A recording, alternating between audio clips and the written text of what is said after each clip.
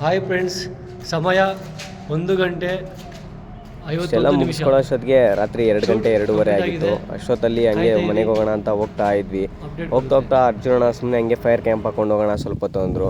ಸರಿ ಅಂತ ಒಂದು ಸೈಡ್ ನಿಲ್ಲಿಸಿ ಫೈರ್ ಕ್ಯಾಂಪ್ ಹಾಕಿ ಅಲ್ಲಿ ಸ್ವಲ್ಪ ಸಾಂಗ್ಸ್ ಎಲ್ಲ ಪ್ಲೇ ಮಾಡಿಕೊಂಡು ಡ್ಯಾನ್ಸ್ ಆಡಿಕೊಂಡು ಮನೆಗೆ ಹೋಗೋಷ್ಟೊತ್ತಿಗೆ 4 ಗಂಟೆ ಆಗಿತ್ತು. ಇವತ್ತಿನ ಕತೆ ಇಷ್ಟು friends. Hi next friends, time ಸಿಗೋಣ. ಬಾಯ್. ನಾಳೆ ಶೂಟ್ ಇದೆ.